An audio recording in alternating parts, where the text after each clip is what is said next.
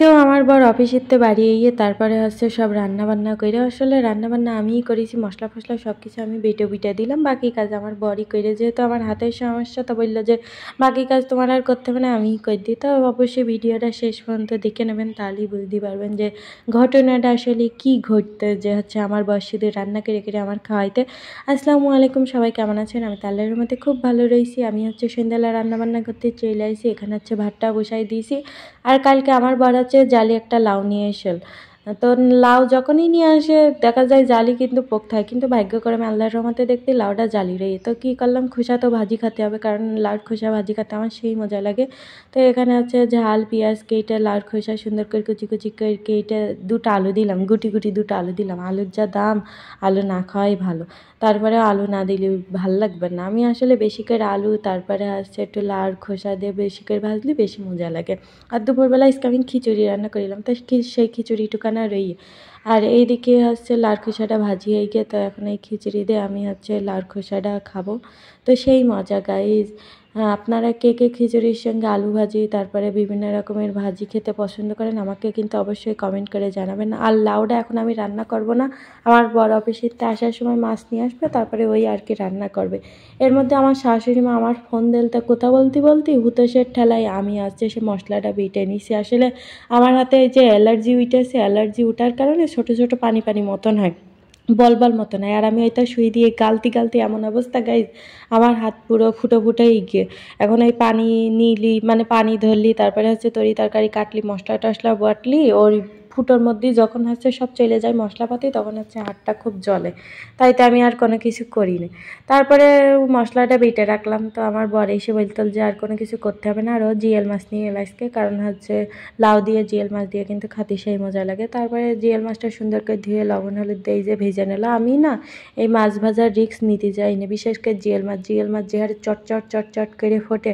তারপরে এখানে হচ্ছে মশলাপাতি সুন্দর করে হচ্ছে ভেজে নেয়। এখন হচ্ছে লাউটা দিয়ে নেবে, তারপরে ঢাকনা দিয়ে লাউটা কষাতে দিতে হবে। তারপরে আমি আমার বরের বললাম যে তোমার আর কিছু করতে হবে না, যেহেতু গোসল করে যায়নি তুমি গোসল করে নাও, আর আমি হচ্ছে লাউডা কষাই রান্না করতে।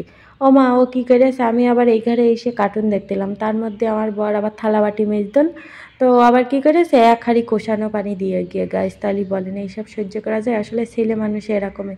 তারপরে আমি এসে দেখছি লাউ সিদ্ধ হয়ে গিয়ে কিন্তু এত পানি। পরে ওর দিকে জিজ্ঞেস করলাম, পরে ও বললো যে আরও পানি দিয়েছে। তালি বলেন কি আর বলবো।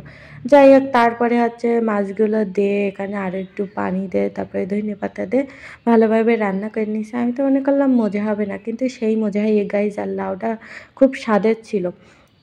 কিছু লাউ আছে জালি হয় কিন্তু একটুও স্বাদের হয় না, তবে এই লাউটা এত স্বাদের ছিল, খুবই মজা হয় গাইজ।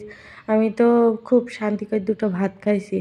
আর পাতলা ঝোল মানে কম মশলা দিয়ে পাতলা ঝোল করা হয়েছে না, সেই মজা গাইজ। তো এখানে আমি আমার বরের বললাম যে তুমি নাও, দেখেছেন সে কাজটাও ঠিকঠাক মতন করতে পারে না। এখানে তরকারি নিতে যেও হচ্ছে তরকারি ফেলাই আছে। যাই হোক, তারপরে ফেলাইয়ে মুখের দিকে ফিরে এমন একটা হাসি দেয়, আর কিছু বলতে পারিনি। মানে এইটা যেন এখন আমি বড় ভুল কাজ করেছি, ওর দিকে হচ্ছে এমন আমি লুক দিছি। তো যাই হোক, তারপরে এখানে হচ্ছে আমি লাউ নিয়ে নিচ্ছি, এখন খাওয়া দাওয়া করে নেবো গাইজ। আর বক করতে পারতি না, এখন আমি রেখে দেবো, কারণ আমরা খাতি না হচ্ছে একটু কার্টুন দেখি। কার্টুন না দেখলে বলেন ভালো লাগে? আপনারা কিডা আমার মতন এখনও পর্যন্ত এরকম খাতি এরকম বুড়ো বয়সেও হচ্ছে কার্টুন দেখেন, একটু কমেন্ট করে জানাবেন, তাহলে খুব ভাল লাগে যে আমার মতন আরও পাবলিক আছে, এইটা ভাবলে খুব ভাল লাগে।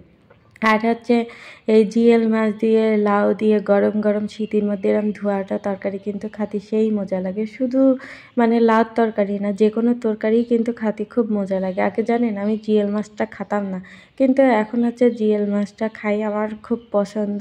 তবে আগে আমি হচ্ছে খেতাম ঠিকই, কিন্তু জিএল মাছ ধরতে পারতাম না, মানে ধুতি পারতাম না। কিন্তু এখন ধরতেও পারি, খাতেও পারি, তবে কাটতে পারি না ভয়তে। যদি কাটা মেরে দেয় তখন তো আমার খুঁজে পাওয়া যাবে না, কারণ ওর কাটার ঝাঁজ আছে অনেক।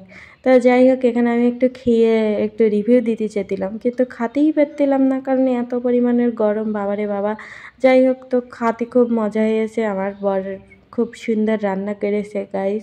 তো এই যে আর এতটুকু তরকারি আছে, কালকে রান্না বান্না করতে হবে না, কালকে রাত্রিবেলাও হয়ে যাবে নি। এই আমাদের এই একটা অসুবিধা, একটু বেশি করে তরকারি রান্না করলেই থেকে যায়, আর ওই তরকারি জ্বালাই জ্বালাই রাখলে না আমার ভাল লাগে না, আমার টাটকা তরকারি খেতে খুব মজা লাগে।